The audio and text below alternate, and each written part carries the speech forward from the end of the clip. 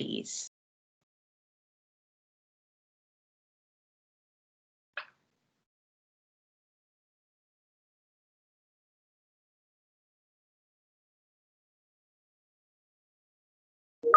Thank you. Okay, so I've started the recording. So let's just get to let's get started.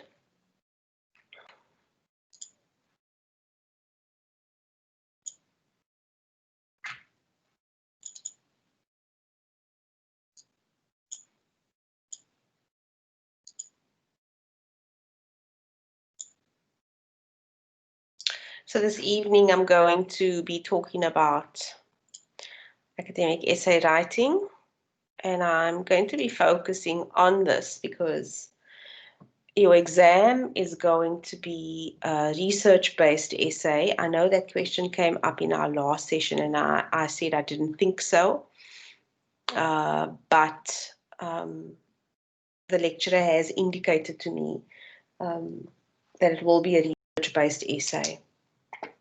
So I want to spend some time talking about that. So our usual admin housekeeping things still apply. And Setu, you know where to find the recordings, eh? You know where to go. Do you need me just to show you again at all? Yeah, definitely, I know. You know where. And you know where to find like both the recordings of The notes. and the notes. Okay. Yeah, All right. yeah, I know. Okay, cool. That's cool. Thank you. Yeah. Excellent. So you know your way around the MyUnisa site, which is great. Have you been checking regularly for updates on the exam? Yes, I have. We have received this other document that prepares us for the exam next week, Wednesday. So I've got that. So what is that document called? It's 301 something. I'm not really sure. I'll check it now. Oh, okay. I know what it is. Okay. All right.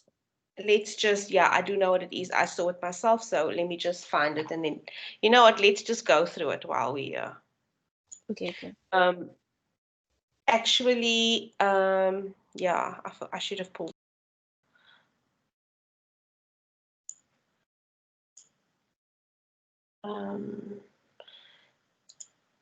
Yeah, it's a what we call quite a generic document that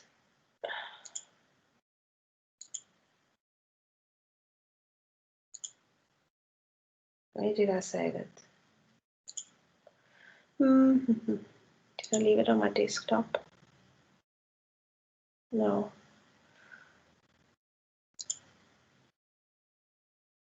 Where did I save this document? It's a generic academic essay writing document, and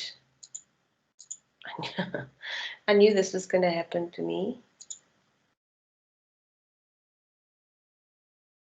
When I can't find the stuff, additional resources, here we go.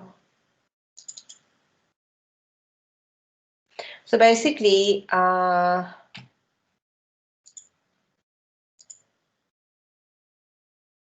we go. Okay.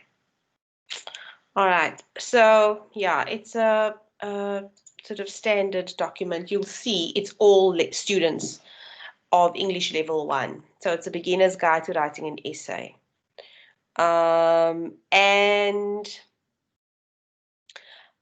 maybe just spend time looking at the research, but essentially it deals with planning, okay, and the different types of essays and the importance of drafting, how to write a paragraph. A lot of the things we've been covering in these sessions, as well as in the Saturday morning sessions. But of course, not everyone is a attending all of the sessions. So that's why the academics, I'm sure, decided to send this document to all the students registered for 1503. So there's some great resources here, Setu, that you can draw on during the exams. So, for example, referencing is really important, you know, how to reference, and I'm going to cover some of that today. It's a pity these don't become hyperlinks like the other documents. But I want to just check to see here, page 7, what does it say about the internet? Okay, so it talks about, you know, using the internet, but what's more important is that, remember, you need to follow the instructions of your essay paper, okay, of your question paper that you're going to get on Wednesday.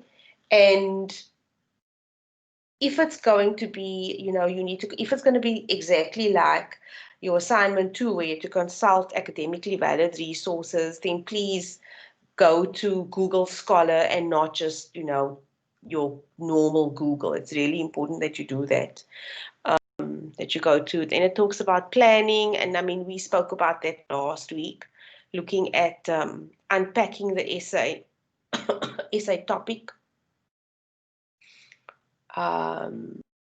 About the paragraphing, talks about revising, how to get rid of, you know, grammar, style, all that kind of thing. So read through this, you know. Referencing, important when you quote, talks about how you quote, use quotation marks.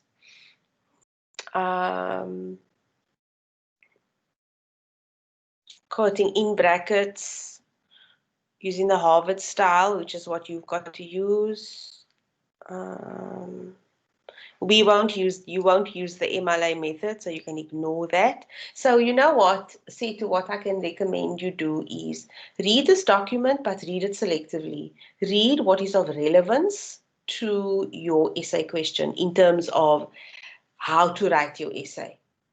Okay, in terms of your writing style, in terms of your reference, use it as a source of information that's going to explain to you how to paraphrase, for example, punctuation and formatting in quotations.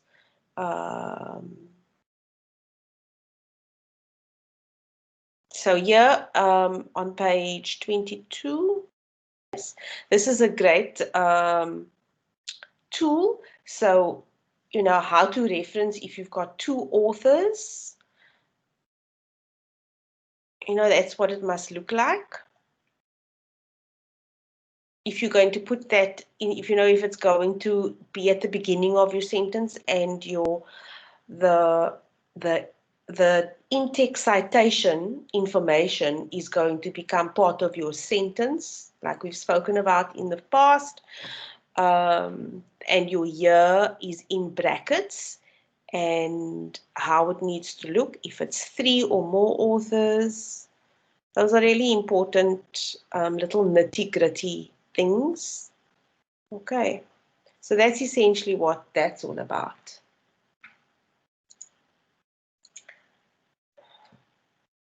So let's just go back to what I wanted to talk about today. And today what I want to cover specifically is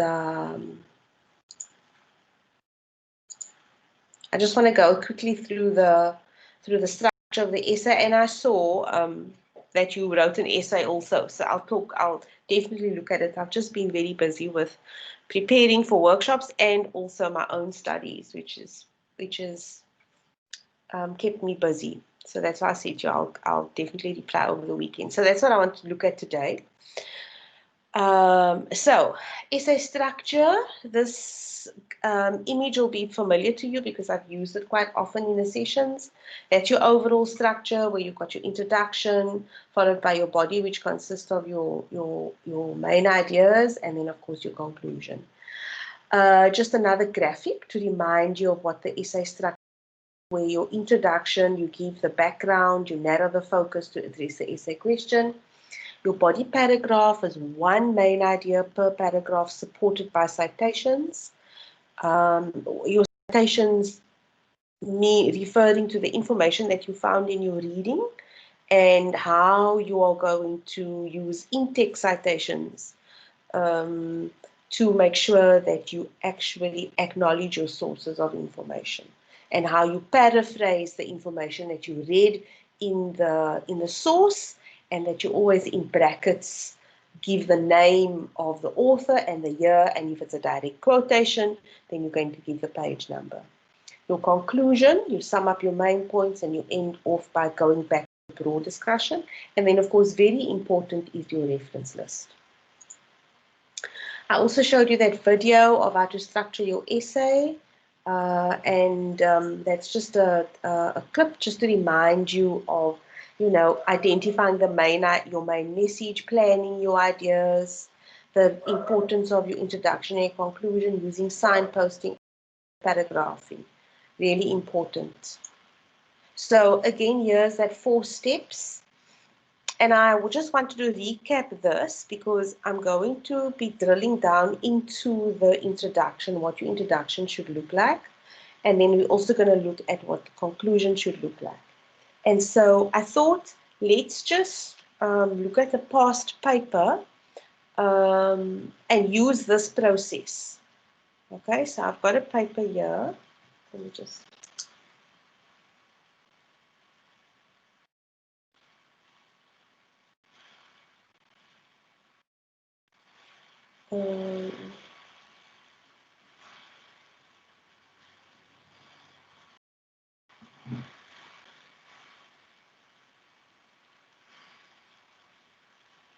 okay. I'm going to pull up a past paper C2, and then you can just, since it's just you, feel free to unmute your microphone, and we can just have a conversation about it.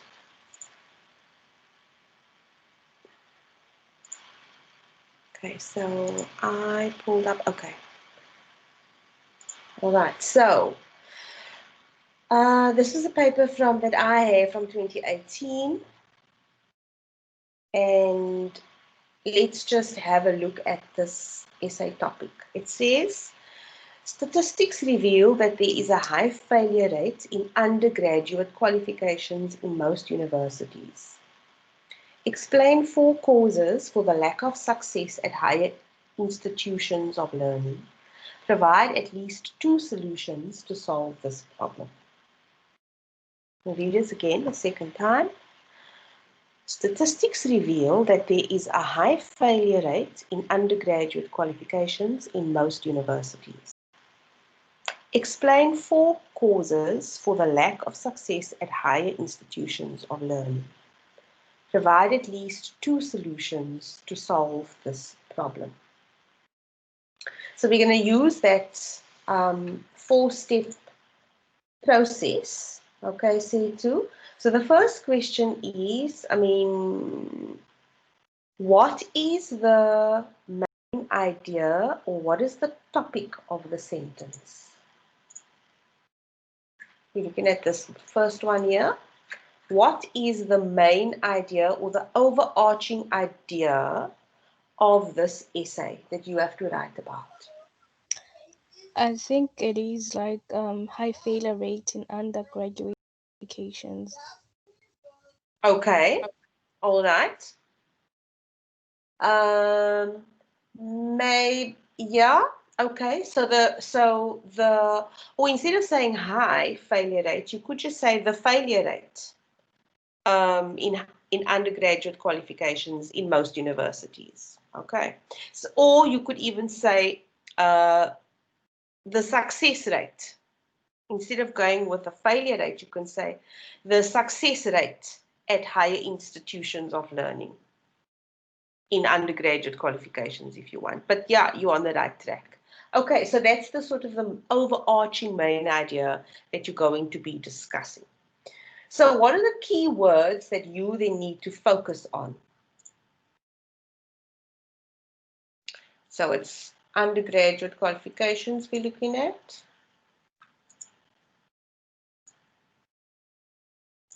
Or and higher institutions of learning. Okay.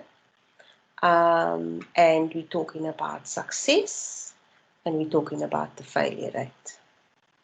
Yeah? Okay. So then, what are the key words that need to be included, or what keywords, which words in that essay question below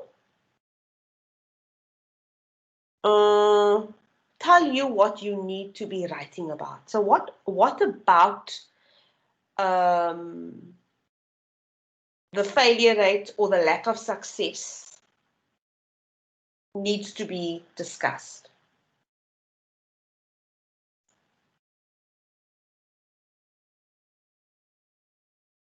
I What are the think it key? is. I think it is the causes, the four Mm-hmm. causes, and the solutions. Yes. Okay. Those So three things. it's you need to look at 4 causes and 2 solutions. Solutions. Yeah. So let's do this. Make it a different color. It can stand out.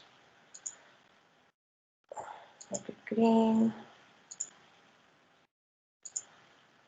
And then this one also, we want to make green. 2 solutions to solve the problem.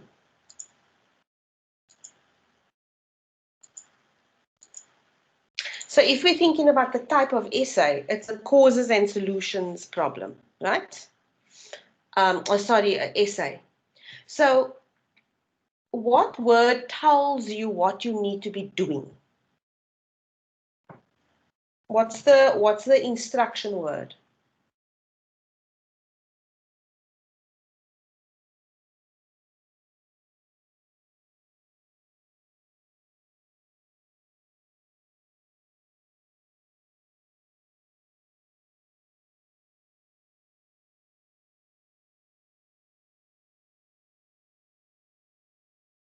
It's a verb. It's a doing word. It tells us what we must do. 4 causes.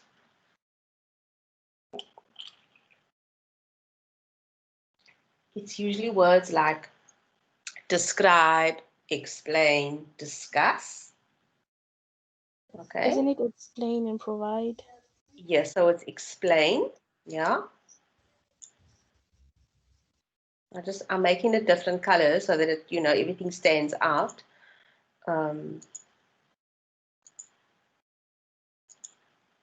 And then provide. Yeah.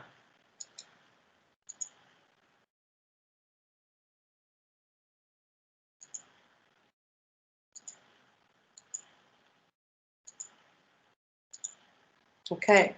So you've got your essay. The content of your essay is going to be 4 causes, explaining 4 causes, and then giving 2 solutions to the problems. Okay, to the causes. So 4 causes for the lack of success or the high failure rate. You see how these things are repeated? I mean, for high failure rate and lack of success they mean the same thing, don't they?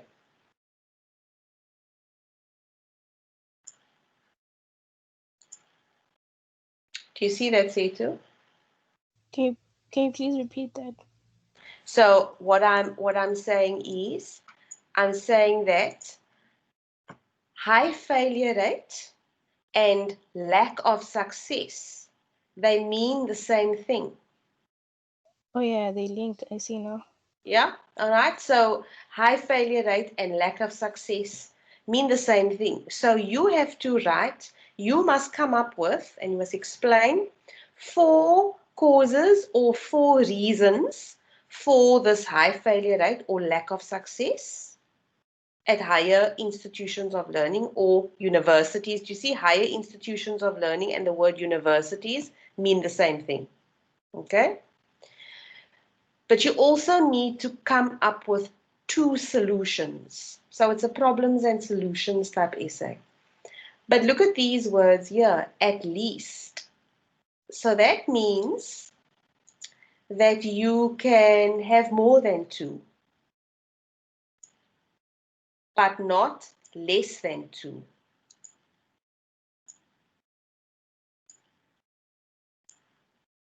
Okay. So those 2 words, at least, are really important because it's saying to us, you must have a minimum of 2 solutions to your problems that you've mentioned here for the lack of success or the high failure rate. You can have more than 2 if you want, but bear in mind that you must write 500 words. So what we've done now is we have analyzed the question. We've broken it down. Do you see that? Yeah, I do. So if we were to write an introduction for this essay topic, let's just go back to the presentation.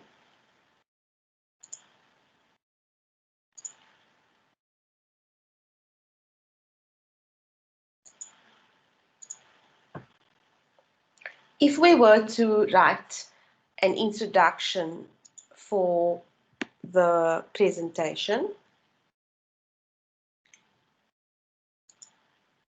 for that essay topic, sorry, in our first sentence, we would set the scene or the context. So you would say something very broad and very general about, you could even use the question. Okay, you can use the information provided to you in the question. You can say, the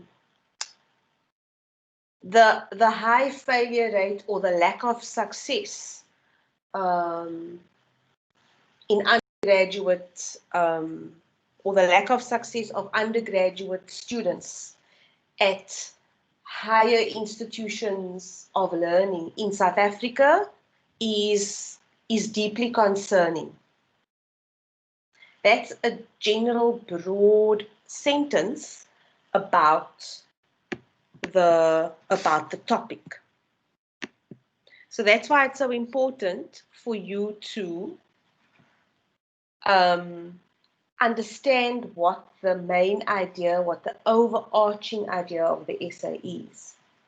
Then in a second sentence, you're going to say what the essay is going to address. So you will say something like, in this essay, I will explain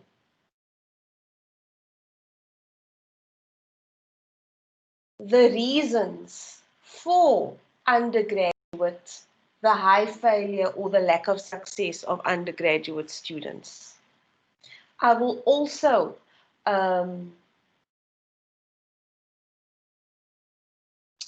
present possible solutions to these for these causes. Then in your third sentence, you will say, you can even name the 4 causes, okay? And you can state, just very briefly, you can state what the solutions are that you're going to be presenting.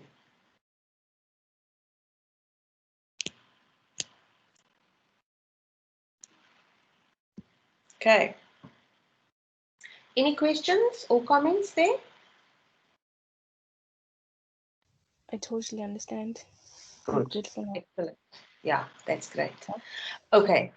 So I don't know, for some reason I use 2 screens, and for some reason my laptop has suddenly and that screen's gone blank. But anyway, I've got another screen to work from, so that's okay.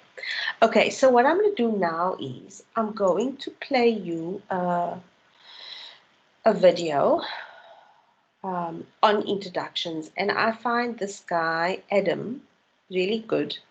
You can find him on YouTube. His site is called, I can't recall what his site is called, but anyway, it's quite a long video. Hi, welcome to Write to Top. I'm Adam. In today's video, we're going to look at how to write a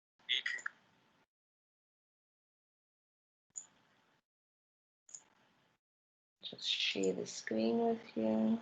There we go. Okay. So here you can see what his site is called. Setu, it's called Right to Top.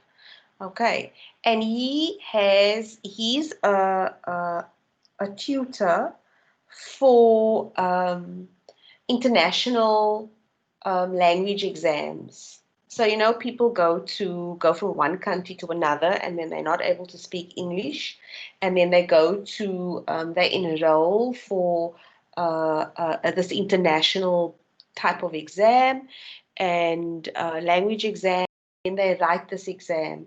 So he's one of those people who helps. He's one of those individuals who helps people who are not able to speak English or write English. He helps to prepare them for the exam. So that's why you will hear him refer to IELTS and TOEFL exam, but just ignore those references. I'm sharing the wrong. I'm looking at the conclusion, and I'm sharing the wrong video with you. I'm so sorry. Let me just go back here. Let me not share that one. I want to share the introduction with you. Where is it?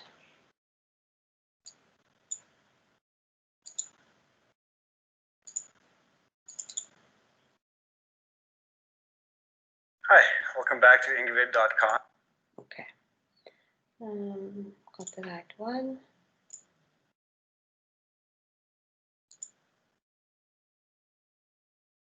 Okay, there we go. So here he is, and so just ignore those references there. I'm Adam. Nice to see you again. Today's lesson is for IELTS and TOEFL students, and so because these students need a little bit extra practice in listening to more natural speed English, I will speak a little bit faster. If you're a beginner English learner, watch anyway. It's still good practice, but don't worry if I'm speaking a little bit too fast. So more specifically, I'm going to be looking at the writing task 2. I'm doing them together. There's not on the introduction today. The introduction paragraph. I'm not showing you the whole essay. I'm just showing you the introduction. Now you're wondering why. It's just the introduction. It's a short one, right? No. This is probably the most important paragraph in your whole essay. This is where you basically make or break your score. Okay? Why? Because here is where the reader understands what you're about to do. This is where the grader, the person who's giving you your score, understands if you understood the question, understands if you know what you're talking about, and understands if you knew how to plan well. Okay? Very, very important, the first paragraph, the introduction. So what are you going to do? Of course, you're going to plan first. You're not going to start writing. Do not write one word of your essay until you have your plan ready. Once you have your plan ready, then your essay is done. You just have to basically translate this plan into sentences. You're basically going for 3 to 5 sentences. Less than 3, you missed something, you didn't do enough. More than 5, you're going for words, you don't have time, don't worry about it. 3 to 5, get down what you need to get down, get into your bodies where you're going to be writing the most, okay? There are 4 questions you want to answer in the introduction. You will already have these answers once you've planned properly, okay? What do you want to answer? What is the topic? What is the question? What is your opinion? And what are your reasons? These are the 4 things that must be included in the introduction. Now, a lot of you think, well, topic and question is the same thing, right? But no, they're not. And this is where a lot of people lose points because they don't realize that these are 2 different things. The topic is the general idea of what the question is about. The question is specifically, what are you asked to do? Now, the most common type of question you will see on both the IELTS and the TOEFL is the question that asks you to choose between 2 things. They want you to choose one and argue why that one is better than the other one, or why that one is so good.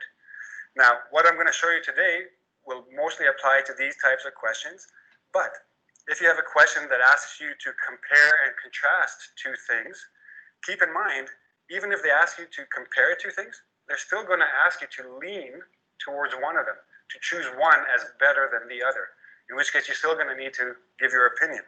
Okay? What is the topic? You're going to keep this very, very general. All you're doing is giving the idea of what this essay is about. So I know all of you have probably practiced this question. Is it better to live in the countryside or in the city? Explain your reasons, giving examples, etc. Your first sentence, very, very general. What is the topic of this question? City life, country life? No.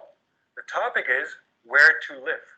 So your first sentence introduces the idea of living, choosing a place to live. The question is then more specific. So your sentence narrows a little bit, becomes a little bit more focused. The question is it better in the country or the city? Okay? Then you have to give your opinion. You must say, I believe, I think, in my opinion. You don't have to use these words. There's other ways to say your opinion. But if you're not sure of those, put one of those, make it very, very clear what you're saying. This is your thesis. This is a very specific sentence. After reading this sentence, I, the grader, must understand which side you've chosen and what you're going to argue. And then you see the last sentence gets a little bit more general. Why? Because you're giving your reasons. You're not giving me details. You're giving me general reasons of why you have this opinion. Okay? So 4 sentences, or you can squeeze them. You can squeeze, for example, this one and this one. You can squeeze this one and this one and make 3 sentences. Or you can add extra information. You want to make this one 2 sentences? Go for it. Make it 5. Don't go more than 5. More than 5 means you've lost focus. Okay? 3 means you have a very good command of the language. Personally, if you can do a very strong introduction paragraph in 3 sentences, it could actually be better for you than 5. But 3 to 4, 3 to 5, 4 is the average. Go for that. We're going to look at an example, and you'll understand better what I'm talking about here. Okay, so here's our first example. The first example, I made it a little bit more basic. I got 4 different sentences answering each question individually, okay? Just to refresh our memories, what is the question? Is it better to live in the city or the country? Or is it better to live in the country or the city? Doesn't matter. So remember, I'm starting with a very general idea of the topic. Deciding where to live is one of life's choices. Where to live? Here is your topic. Very general. Have I given any information? No. Have I expressed an opinion? No. All I'm doing is introducing the topic. That's all I want the reader to know. We're talking about where to live. Next sentence. One may opt for life in the country or the city. Now, just in case you're not sure, opt for means choose. I used choice here. I used deciding here. I want to use as much different vocabulary as I can. Opt for, if you know it, use it. A little bit extra points for nice language. Okay. One may opt for life in the country or the city. This is your question. Country, city. Very clear.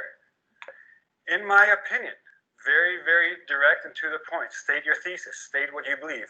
In my opinion, life in the city is more advantageous. I choose city. It's better. That's all I want to say. I'm answering the question. This is my stance. This is my opinion. This is due to the fact that the city offers better economic and social opportunities. So I'm going to present the reader with 2 reasons, economic and social.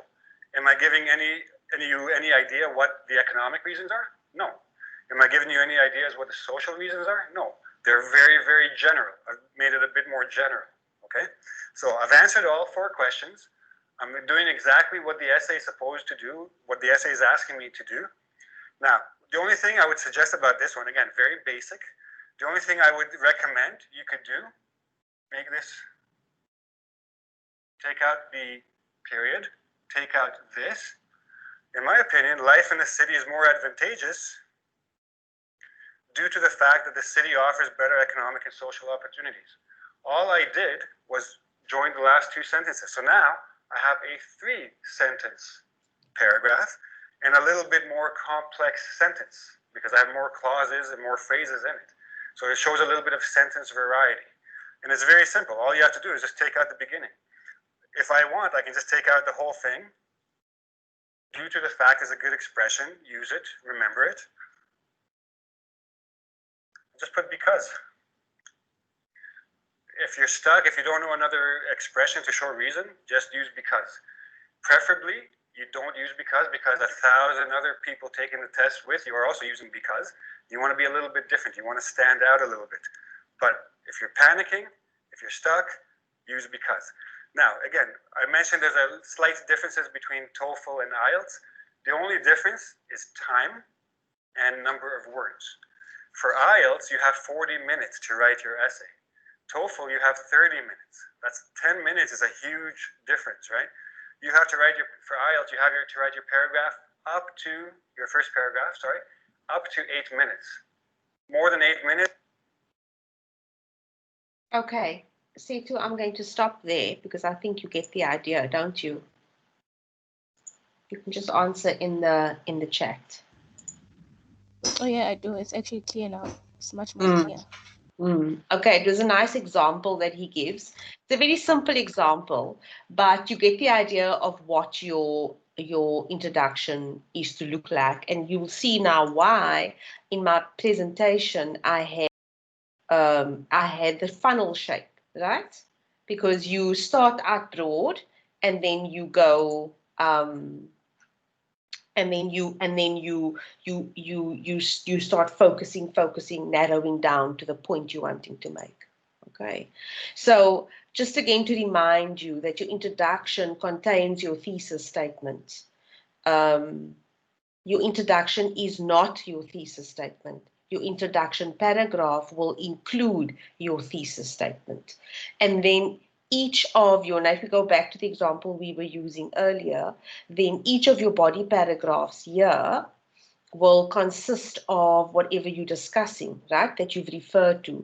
Now, if we go back to the example we were looking at, it was about the 4 causes and the 2 solutions. So what you could do is, in terms of structuring your essay, is you can have one body paragraph outlining all of the causes and discussing it, okay, naming those causes, explaining those causes, giving evidence, that you remember if it's a research-based, this is a research-based essay. If you've gone to Google Scholar and you've gone to look for journal articles that have been peer-reviewed to support the information that you've come up with, or maybe you found the information in those journal articles, you need to acknowledge your source. Then your second body paragraph will consist of your solutions to the problems. Now, your second body, your remember the question said at least 2. So here you're going to talk about your 2 or 3 or maybe 4. Maybe you want to give a solution to each of the causes that you've mentioned. Okay. Another way to maybe structure it is to have one cause and one solution, and then include the solution to the cause in one body paragraph. Then you're going to have a second cause and the solution to that, and then your third cause and the solution, and then you're going to have 4 body paragraphs in that instance if you're going to structure your essay in that way. Does that make sense, Setu?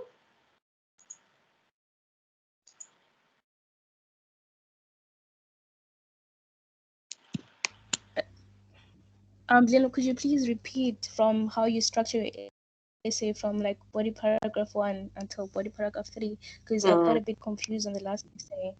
In the last bit. Okay, all right. That was really confusing for me. Excuse me? Mm-hmm. Okay, all right, I'll show it again.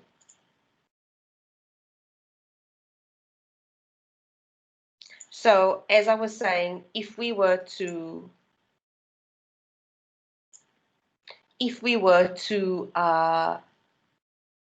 structure the essay, remember we're talking about the 4 causes of the low success rate and at least 2 solutions. So what you can do is the way in which you structure your essay. In your if you're structuring the body paragraphs, so you have 2 options. The first option is to, in one body paragraph, write about all the causes, the 4 causes. Then in the second body paragraph, you're going to write about the solutions. All right. Another way to do it is to write about one cause and the solution, or rather one reason and then the solution to that problem. Does that make sense? Then in the second body paragraph, you're going to write about the second reason why students don't pass, why they struggle to be successful. And then you're going to write the solution to that reason, the problem. What can be done to alleviate that problem? Then you're going to have a third body paragraph with your cause and then your solution, and then a fourth body paragraph with the cause and the solution. Because remember, you're writing about 4 causes or 4 reasons why students don't, why they fail, why they struggle to get through the undergraduate qualification, and then you must have at least, and the words at least mean a minimum. So you're welcome to have 4 reasons and 4 solutions if you want. Do you understand now?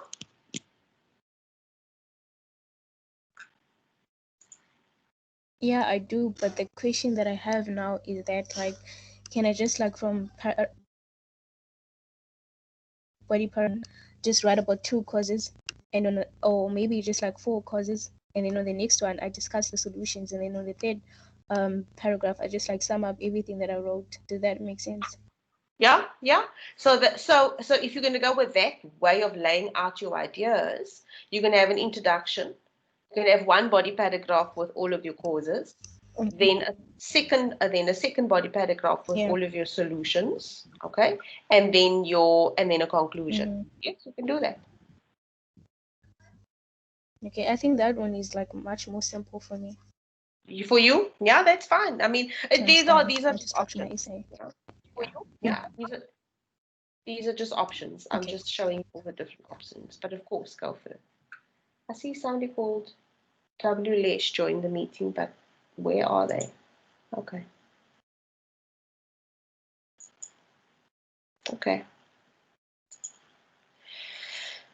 So Setu, since it's just me and you, if we end a little bit earlier than usual, it's because it's just me and you. Okay.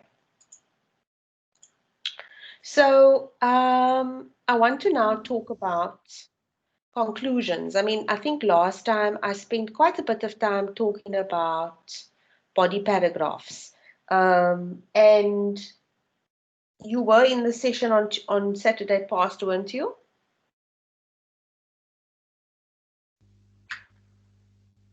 Yeah, it was. Yeah, so, and I spent quite a bit of time talking about body paragraphs and what your body paragraph consists of. So I want to now look at conclusions. So again, I'm going to go to our friend called Adam, and I'm going to show you how he talks about conclusions. Oh, Lena, could you please send the link to his channel so I can watch after? Yeah, sure. Let me just go and find it quickly. What was it called? Right to Top. Okay. I'm just wanting to find it, so I can just post the direct link.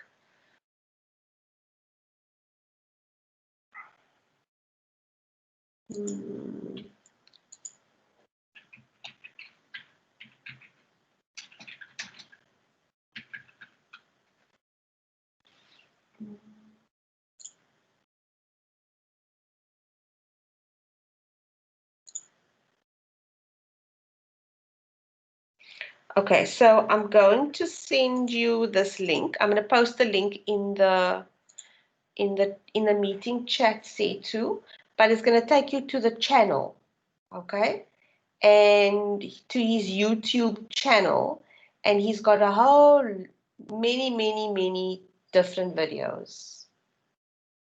How to paraphrase, how to write an opening sentence, lots of grammar, language explanations,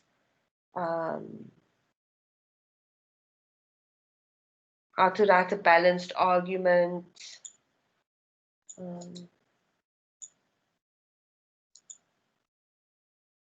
Okay, so there I've posted it in the meeting chat now. You can just copy and paste it.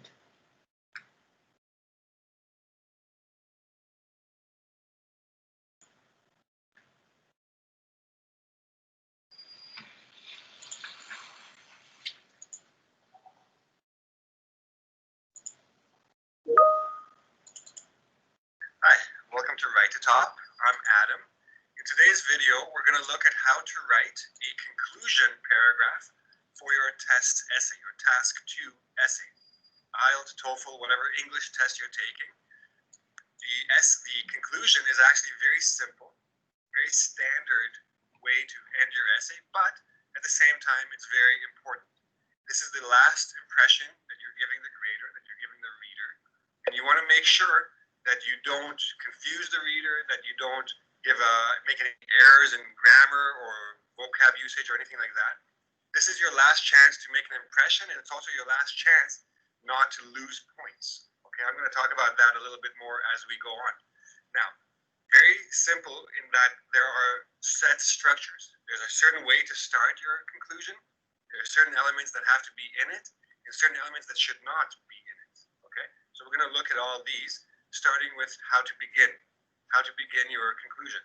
Now, I have here a few expressions that you can use. Now, I want you to remember that you only need one. You only need to know one of these, and you can use the same one every single time.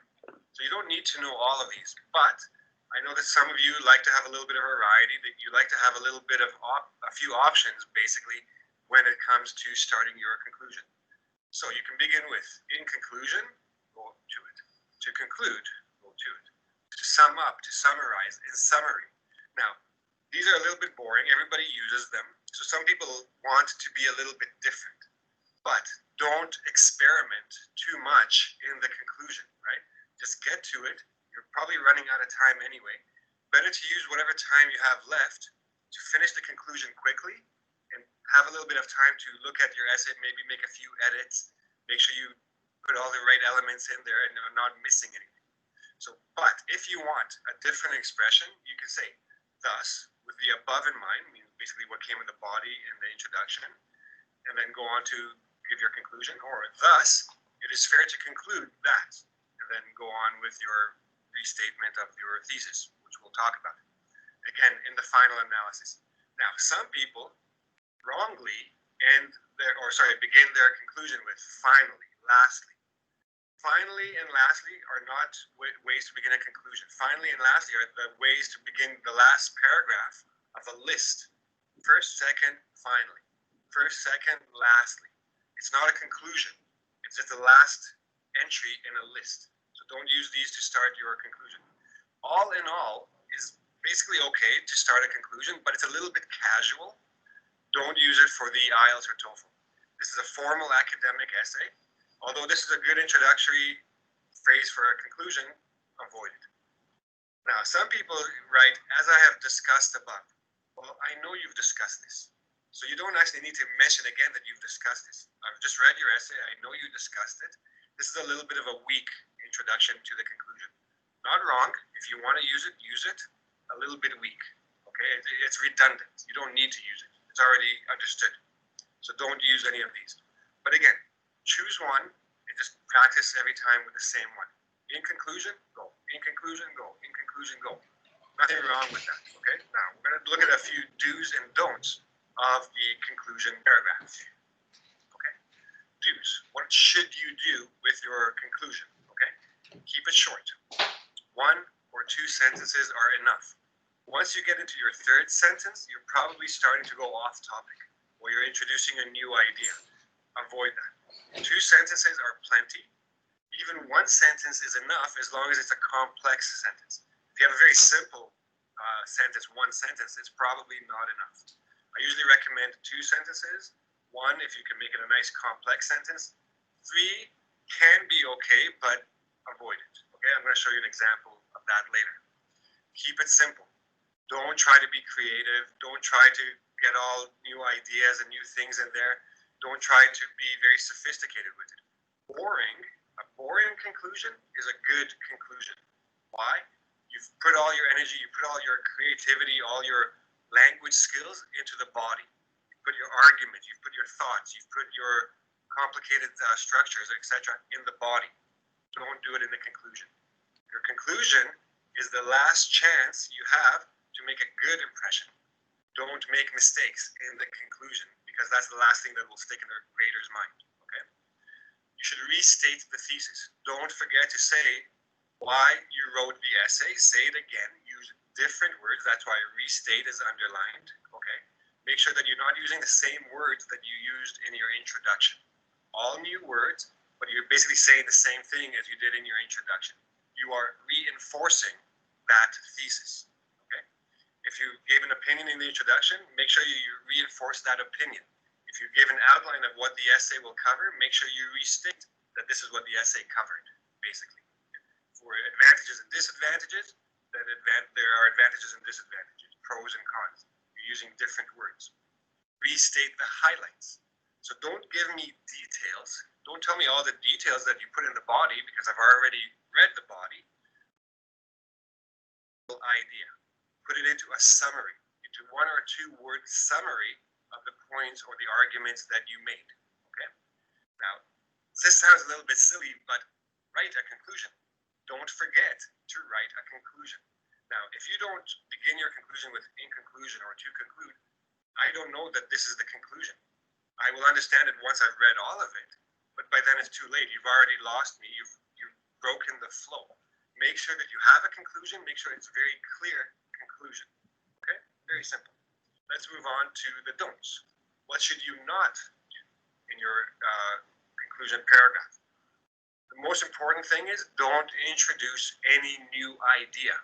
Why? You can't elaborate. It means you can't develop this idea. You can't explain what this idea has to do with your thesis, how it supports your arguments. You can't elaborate, so don't put it in there. That will only confuse the reader. Oh, new point. Well, what do I do with this? What does this connect to? I don't know. Lose points. Okay? And it also weakens the main arguments. Especially if you put a very good point in the conclusion, then the points you put in your body become weaker because of that new point. No new points in the conclusion. Now, you can, and I put a little star, you don't have to, it's an option. You can add a point for future studies or actions related to the topic. So you can say, based on what I've discussed in the body, the government should do this, for example, or people should do that. You could add that, but be careful not to make a new point out of it. You can say future consequences, future effects, future impacts, future actions that can be taken, but don't get too detailed, and make sure that it's relevant and based on what you said in the body. Okay? You can say governments ought to, people should, this, although we can say that this is the right way, it requires further studies, etc. Very general. Don't get too detailed about it. Now, some teachers will tell you that in your conclusion, if you have an opinion, for example, just say their opinion again. In conclusion, I believe that. But I personally see this. It's not wrong. You can do it, but it's a weak conclusion. Why? If you had a very good and very strong argument in the body paragraphs, then it's very clear that in your conclusion, you're just reinforcing that idea. You're taking your thesis and you're making it a statement. If you're just simply saying, in conclusion, I believe that, well, I already know what you believe. You told me that in the introduction. If you're just telling me that again, it's a little bit weak. Make it a firm, a positive, a clear statement that because of your arguments, this is now the case. It's not an opinion anymore. It's almost a fact now. Okay? Don't overwrite. Again, keep it to 1 or 2 sentences. Keep it short and simple. And don't start being creative with your language. Don't try to add too much. Don't give me too many details. Don't give me any new arguments. Don't give me any sophisticated language, or like a lot of people try to put all their whatever transitions or linking words they didn't use in the body, they try to squeeze it in the conclusion. You're forcing things. Your whole conclusion is going to become weaker and fall apart. You're going to lose points. And that goes with language. Don't experiment with the language in the conclusion. when the grader gets to the end of your body paragraphs, when he or she understands your argument and understands how that you have or have not supported your thesis, your introduction, you've basically already gotten your score for the essay. In the conclusion, you don't want to make any mistakes. You don't want to make any grammar mistakes. You don't want to make any mistakes with vocab. You don't want to make any mistakes with punctuation. Keep it simple, keep it short, don't lose points. Okay, don't experiment here. Do all your experimenting in the body paragraphs. Okay, so we're going to look at a few examples now. Okay, I think I'm going to stop there because you can watch the rest of it if you want to by going to the going to his YouTube channel, and then you can see the rest of the video. Okay, do you have any questions, Setu, at this point?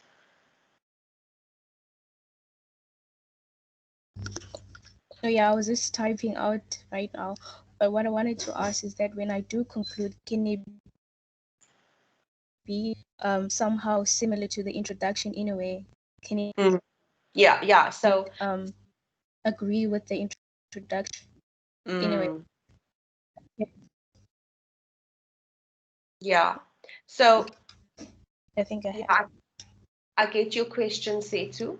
I'm going to show you an example of an introduction and a conclusion. It's taken from my own writing. I'm just wanting it to load into the share pane. It's just taking so long. I don't know why my laptop is complaining a bit. Here we go.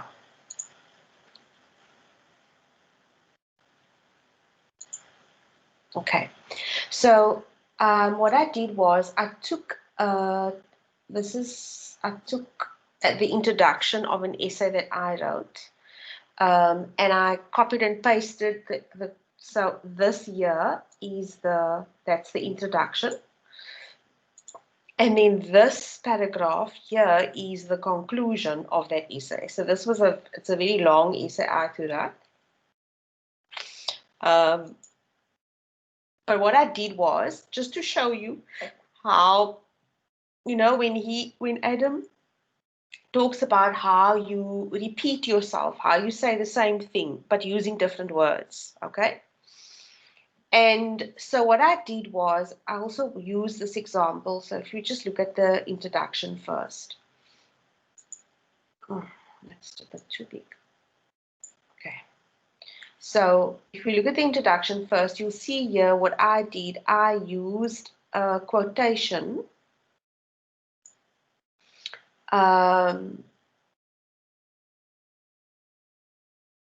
used the quotation to open up my essay, okay, and to create some interest for the reader.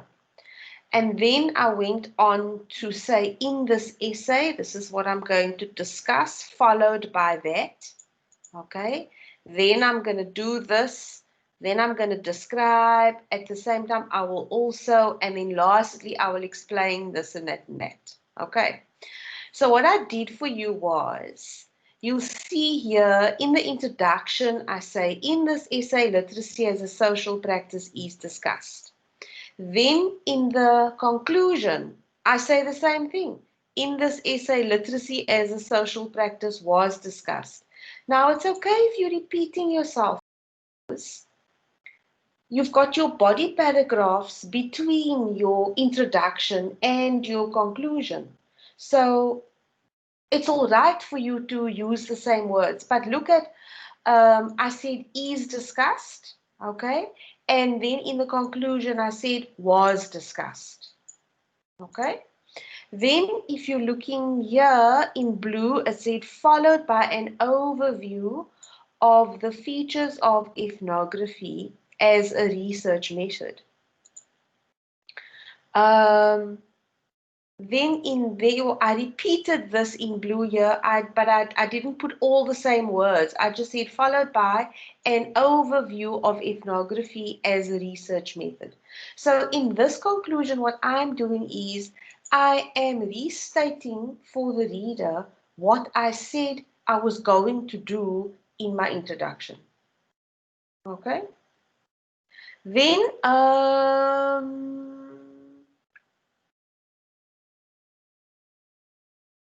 in pink, did I have anything in pink here? The ethical. I didn't refer to this ethical considerations.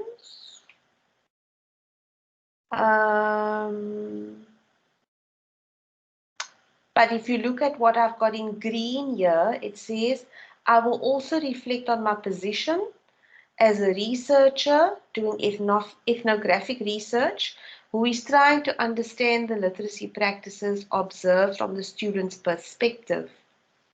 And then I just repeated that here. Furthermore, I reflected on my being an outsider to the practices. And you see how I use different words here. I reflected on my being an outsider. Here I said I reflect on my position as a researcher doing ethnographic research.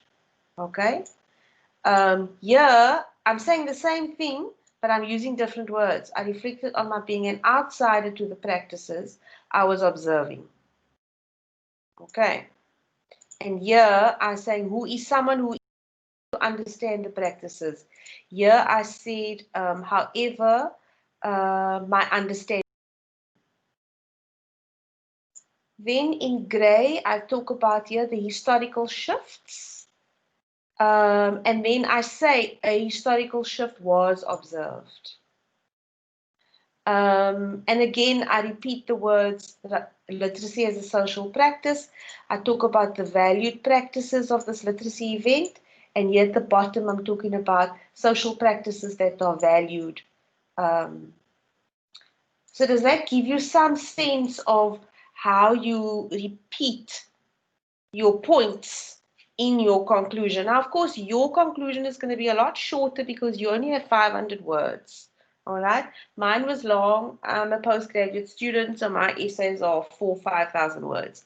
So, but the point I'm wanted to demonstrate to you was how you can repeat what you said in your introduction. You say it again in your conclusion using different words. Okay.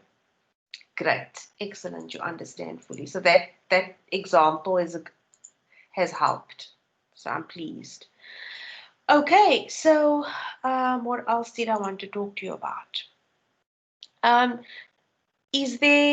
Do you have any questions about in-text referencing and reference lists and in-text citations and that kind of thing? Because I think in that example,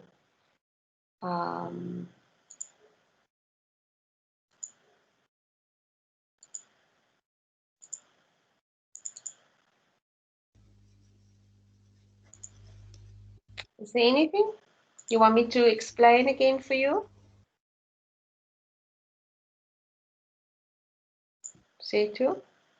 Oh, I was gonna say, can you hear me? Yeah, go ahead.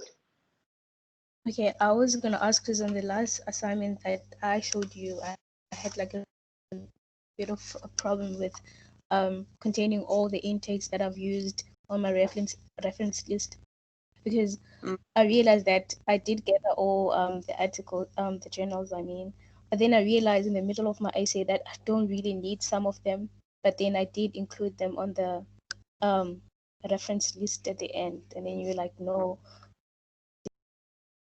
fit on my essay, but I did get information based on them, but I didn't have like a way to fit them on the essay.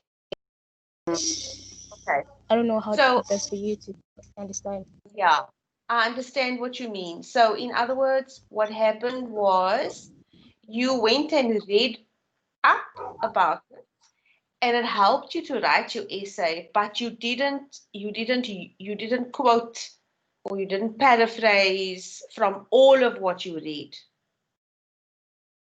Am I understanding you correctly? Definitely, yeah. Yeah.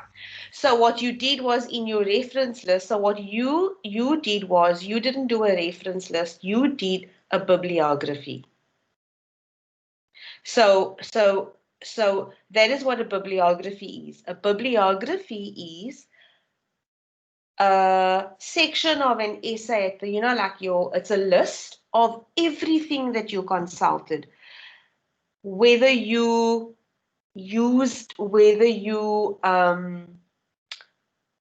quoted and paraphrased.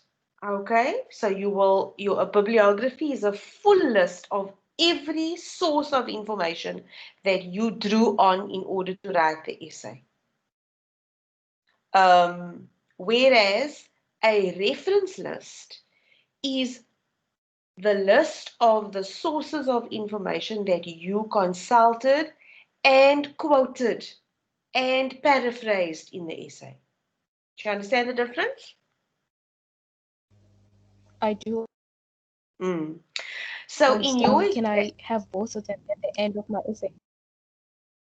So your instructions are going to say we want a reference list.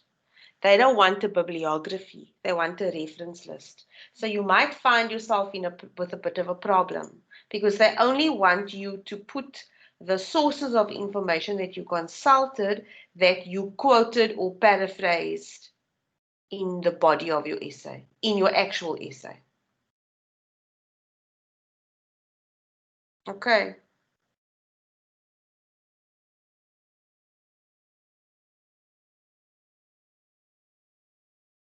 Does that make sense? Okay, got it. Okay, cool.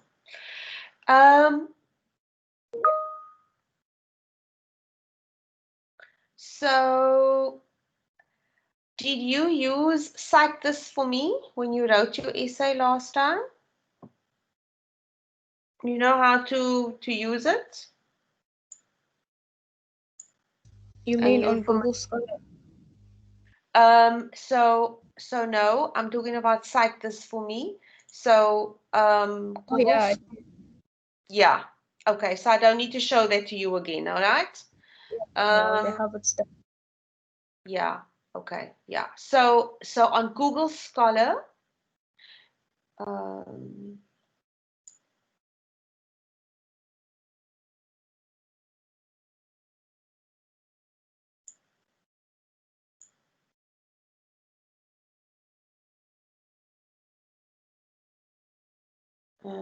just open up a new tab. If you go to Google Scholar,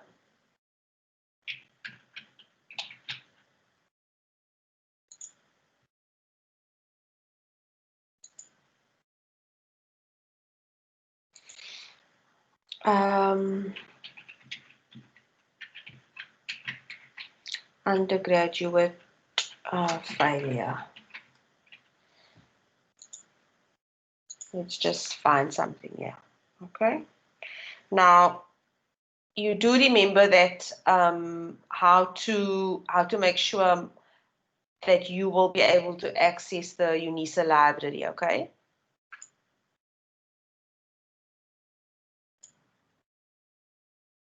So, library links. Now, mine is set to UCT because I'm at UCT. So you need to go to the University of South Africa so that you can access the UNISA library, online lab, the sources in the library, UNISA's online library. Okay, so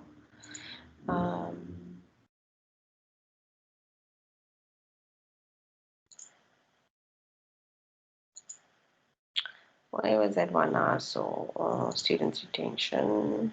Okay, so all of these documents are okay. It's not going to let me in. But you know how to find the citing. Cited by, no, we don't want cited by, we want the, and we want Harvard reference done, then you just copy and paste that, okay? You know that. And then Cite This For Me.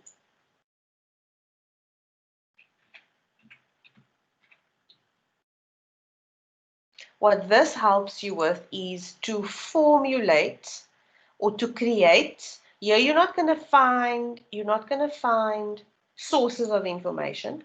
What this free website is going to do for you, it's going to create the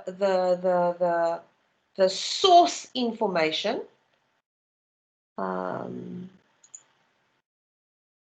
It's going to format it for you. It's going to give you all the full stops and all the punctuation you need, all the necessary the paragraph, not the paragraphing, the capitalization and all that kind of thing. So we want to choose this, and we want to add a new reference, and we want a journal,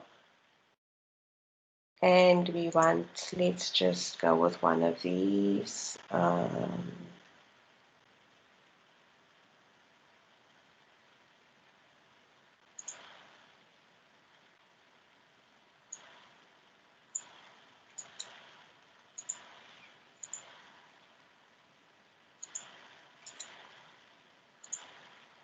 Let's just see what happens.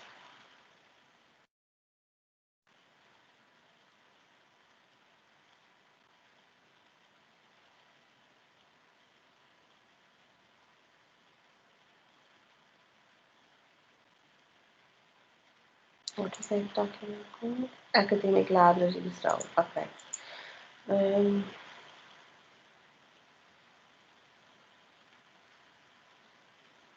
So if I wanted to formulate the information for me so that I can copy and paste it and use it in my essay, that's what I'm wanting to get to.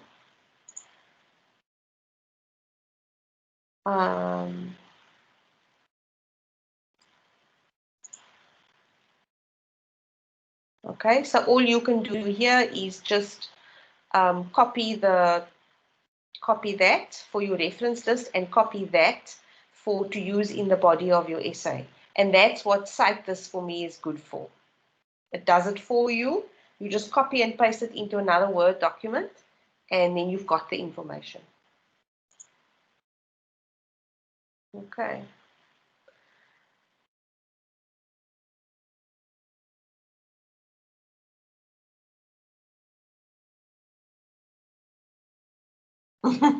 Yeah, Setu, that is a very common, it's not a weakness. It's a very, very common problem that all students experience. I have exactly the same problem. We call it going down the rabbit hole, and then you get lost because there's so many interesting things that you want to use, but you have to, yeah, you have to keep focused. So that is why it's so important for you to analyze the question very, very carefully, to know exactly, so that you stay on the topic. Okay, so that you always come back to, okay, what is the topic? Is this going to help me answer this? I'm looking for the causes why students don't pass. That's what I'm looking for, nothing else. I'm only looking for that. I'm looking for solutions to these problems. I'm only looking for that, nothing else. So while everything else may be interesting, it is very, very challenging. Okay, and when you get to postgraduate level and you have to consult many, many more than 5 sources of information, you can easily get lost in reading all of these journal articles. So, my dear, you are not alone.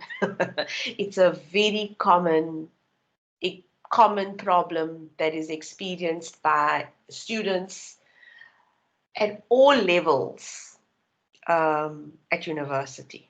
So I hope that gives you some comfort.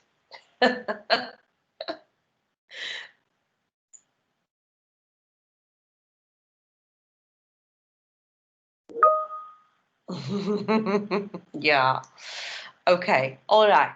Okay, Setu, I think I have covered everything that I wanted to. Thank you so much for joining the session this evening. You had a great one-on-one with me this evening. if you don't have any questions, then any other questions, you can post it in the chat. Alternatively, let me go and find because then we can finish early this evening. Yes. No, you didn't take advantage. You were here, others weren't. So, yeah, you had me all to yourself. I just need to find the link for the feedback. Otherwise, I'll get into trouble if I don't have the feedback. So, I just need to post that link. So now you can feel even more confident. The one thing I do just want to leave you with is I can't say enough how you must read your question very, very, very carefully. Okay. You know, like we did with that one where we analyzed the question, where we broke it down into its different parts. There, I've posted the feedback form for you, Setu. Please complete it. Okay, all right. Okay, and then of course you also have the link. You also have the link for Adam's videos, and so go and have a look at his channel. Okay. And he has many other useful videos that you will also have access to then. And then of course tomorrow I'm doing another class, which is going to be open to not just the Western Cape. So I'll probably cover some of the same things that we spoke about today. But I might just spend more time talking about how to reference, where to put your reference information, etc., etc. And then we have one last session just before you write, and that will be on the 20th. You write on the 21st, and I will have one last session with you where people can just bring any last questions, you know, about the exam. On the 20th of October at 6 o'clock. Okay, so on that note, Setu, thank you so much for joining the session. And it was good to be here with you. And I wish you all of the best. Have a good weekend. Happy studying. If you got any questions, pop me a message in WhatsApp, and I will definitely have a look at your answers that you emailed me, and then I'll give you some feedback. Okay, take care. It was lovely to be here with you. All the very best, and I hope to see you soon again. Bye bye.